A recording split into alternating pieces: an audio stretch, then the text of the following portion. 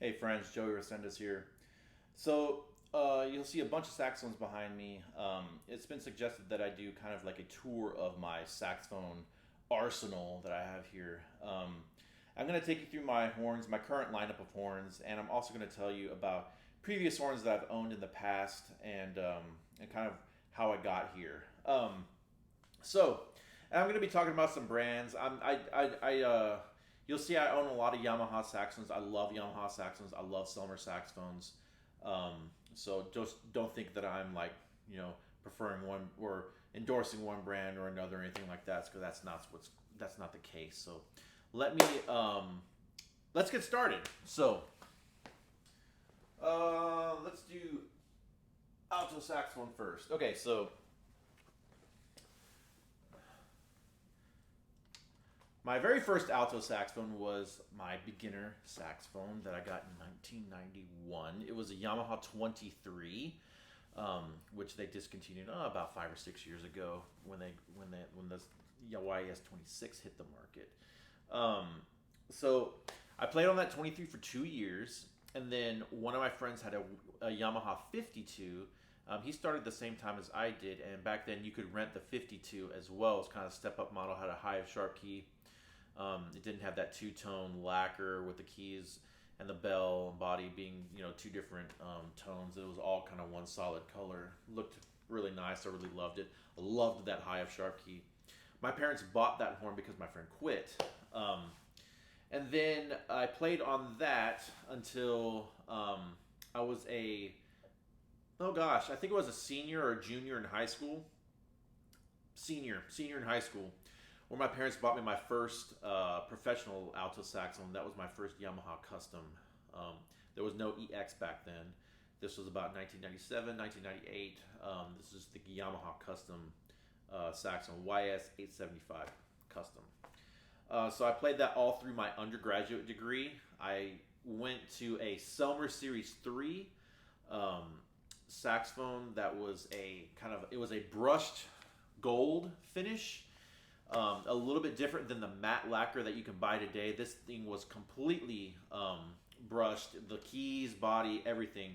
The matte lacquer horns you can buy today, it's just the tube and bell that are brushed, and the keys are lacquered.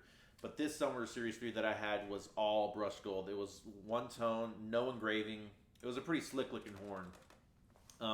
I think David Dees over at Texas Tech has the same, or at least last time I saw him, he had the same model and finish as my horn that I had back in the day. After that instrument, I wasn't too crazy about that instrument. There was some things that I really didn't care for it with the Series 3. That I kept getting leaks in the C sharp venting mechanism that was supposed to bring it into tune. That really wasn't. I think they fixed that with the Jubilee edition, but anyways. So I moved on from that. I actually traded my Series 3 alto saxophone for my first Yamaha EX custom saxophone back in, I think this was like 2006. I had moved back to Texas. I'd already been back a year. Flew back up to Michigan. I actually picked that horn out from the factory in Grand Rapids before that shut down. That was really cool. I picked that out and a Soprano that I'll tell you about here in a little bit. That was my first Yamaha custom EX. And then 5 years ago, 4 years ago, 6 years ago, I don't remember, when the EX2s came out, I bought this horn. The company I work for, we got a shipment in. I got every single one of those saxophones, and I played. Actually, I didn't play them all. I played this one. I played two more, and this was the very first horn that I played out of the bunch, and I absolutely fell in love with it. And I bought it the next day. Some things I've done to this horn, I put a bell brace weight on here for added weight. I have my mutes that I make to tune the low notes, the low B flat. Has a high mass neck screw here that I actually have these on a lot of my horns. And then the other thing that I really, really like that I've done is I have the metal Yamaha thumb rest and thumb hook here at the bottom. These are plastic. If you, when you buy just a horn, when you buy a horn, they're plastic on stock. Series threes, they're also metal. Series twos, I think they're still plastic. But anyways, so that is my my alto saxophone. So I love this horn. This is probably one of the ones I play the most. The B, C, C sharp are really nicely in tune. Those tend to be flat on other saxophones. The low notes respond very nicely. I really, really adore this saxophone.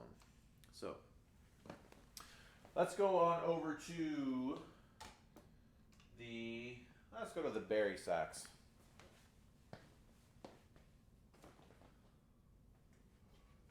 So YBS 62. So the very first Barry sax I had was a low B flat Selmer Mark 6. It had no case, and it needed a ton of work. And the school I was teaching at actually found it. It wasn't even in their inventory. They found it. It had been just sitting there for years in an attic or something like that. They were going to toss it, and I was like, whoa, whoa, whoa, can I have it?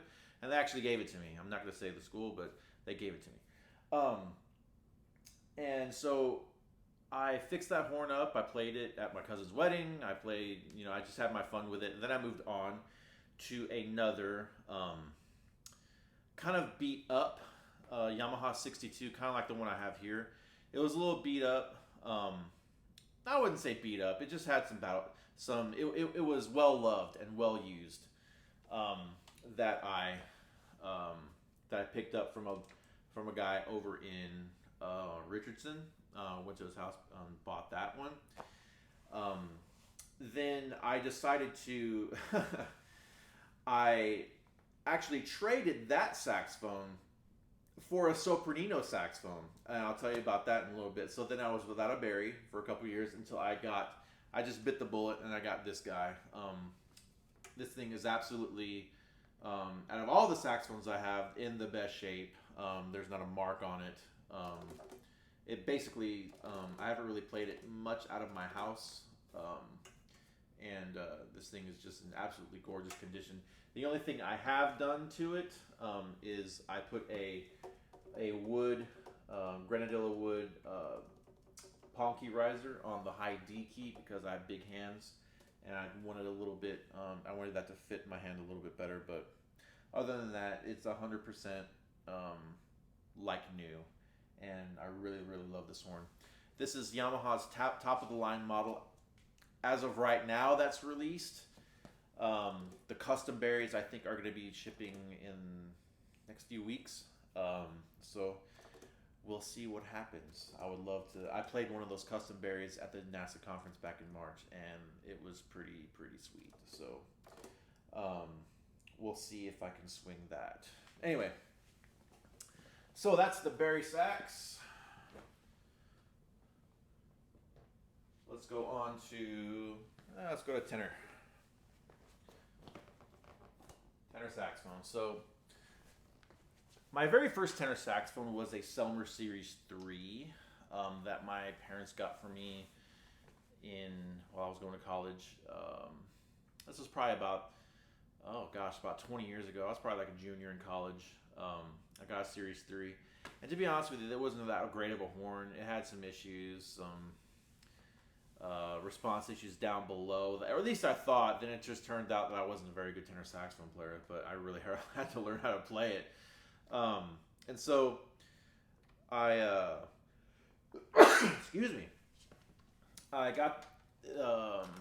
played that horn all through like the rest of my undergraduate degree, through my my master's degree. I had it up there in Michigan, came back down, and then I actually sold that horn to a friend of mine at UNT. Then I got my first Yamaha EX tenor saxophone, which was really great. And it turned out I wasn't using it that much, so I ended up selling that instrument to a student of mine who's since enjoyed it and had a great time with it. And then a few years ago, I was like, you know what? I really miss having a tenor saxophone. I want another tenor saxophone. I actually bought this horn on eBay, and it was a local seller, so I just went to his house and gave him the money and picked it up. And this horn is in great. I mean, I love this saxophone. Obviously, it's black lacquer. It's Yamaha Custom EX. Pretty stock. I haven't really done anything to it. I have toyed with the idea of actually putting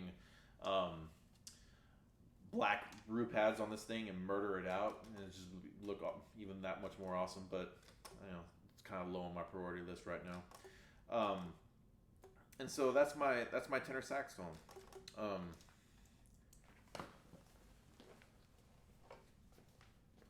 Let's go on to let's go soprano.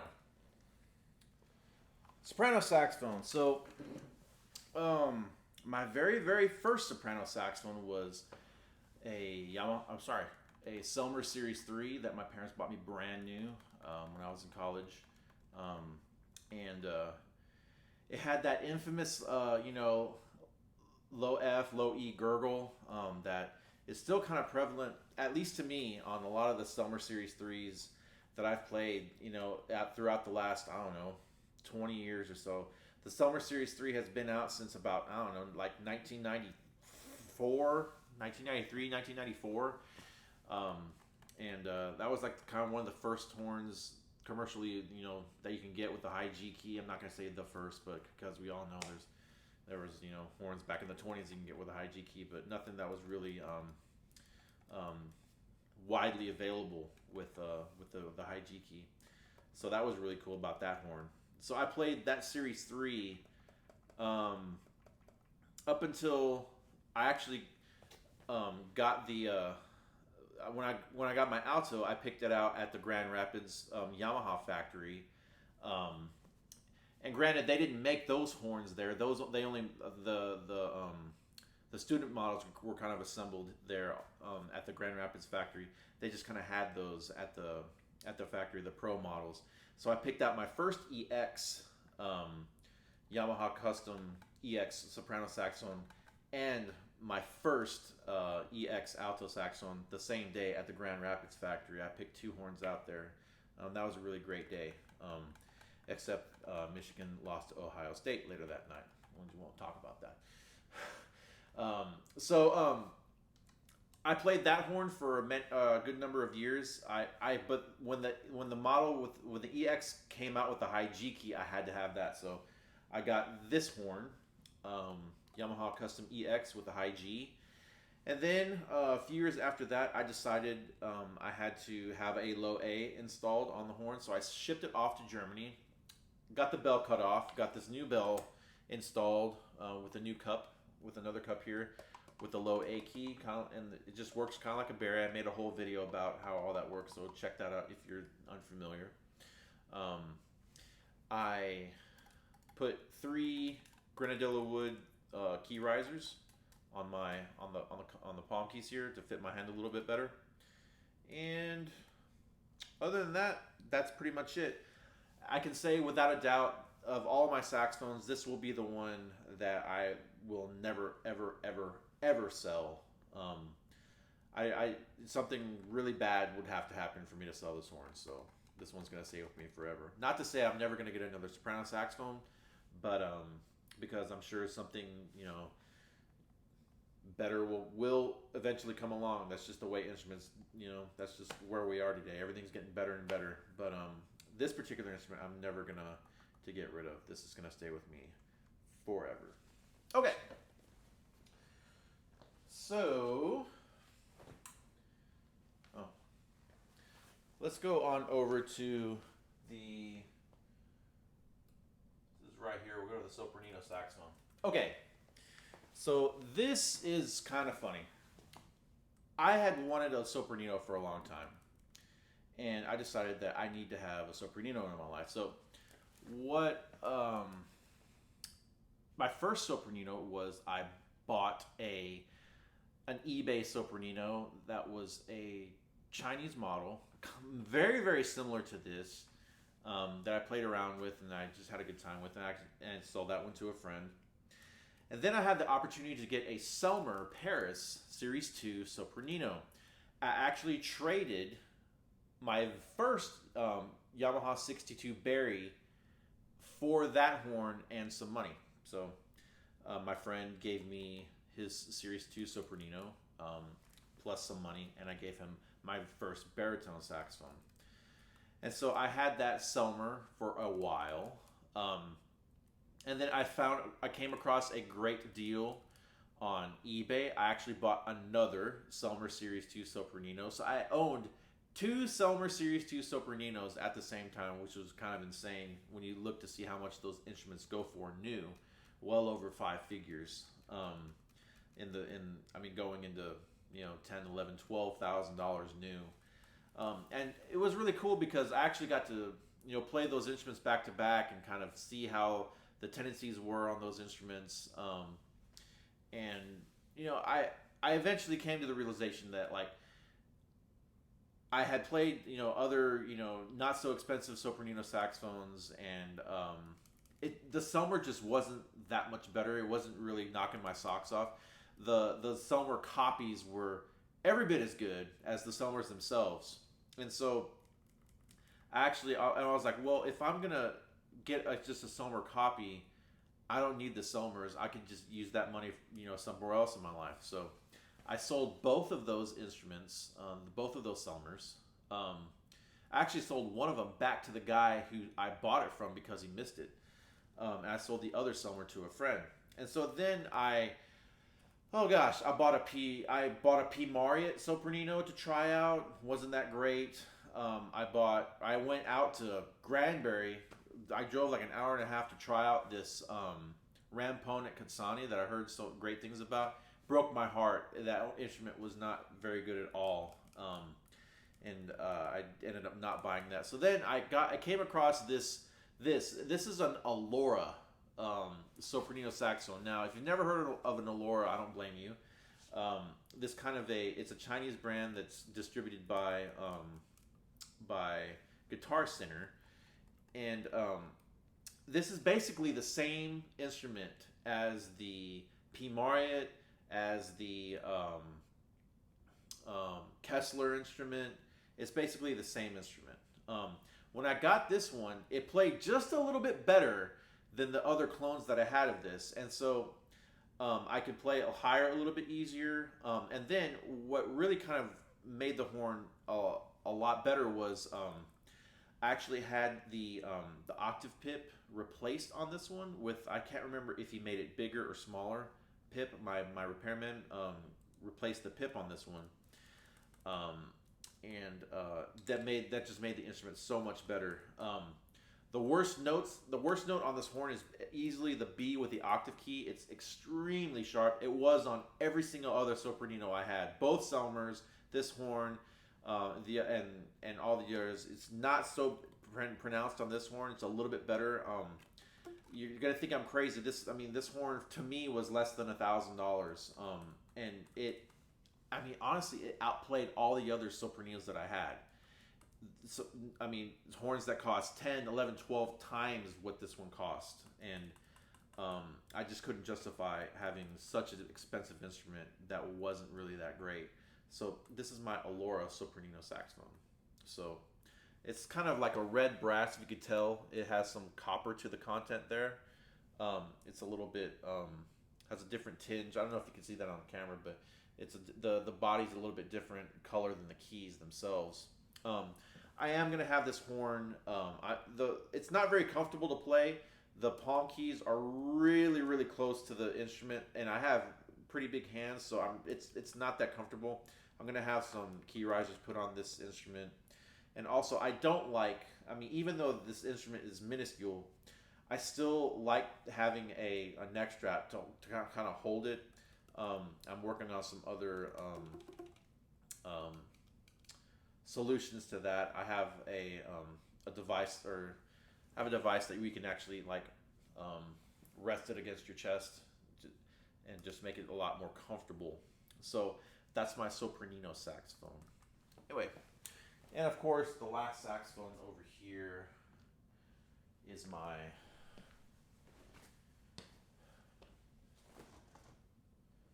bass saxophone. Ugh. So, this is my bass saxophone. Its brand is, can't even get it all on the camera there. It is Levante, and it is what it is. It's a copy. It's a Chinese made copy of a Selmer. The only difference, well, there's a couple differences, but the big difference is the price. The Selmer is going to be $25,000 plus.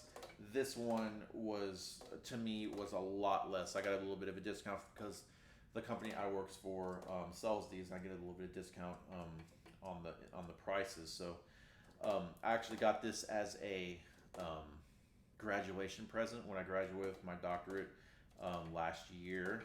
So that was really cool. I've played the Selmer bass. This one has the Selmer bass has the same problems as this one. Middle D is kind of stuffy and little. It doesn't like to come out a whole bunch. You just gotta practice it. I mean, obviously with any horn, you just gotta practice with the response issues. And so it has a, if you can see the two little bolts there, it has a metal peg that you can insert that will go on the floor to support the weight of the instrument if you want. I kind of like doing that. I'm a big fan of the harnesses. I just probably need to try out a few harnesses, but yeah, this is my bass saxophone. So I don't see myself ever getting rid of this.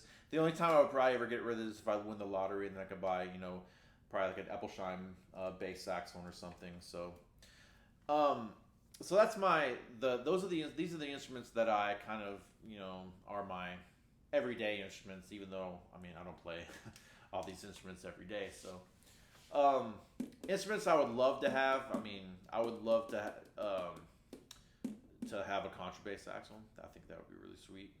Just a matter of time, I think, until those Chinese companies, copy those and start selling those. Who knows, maybe.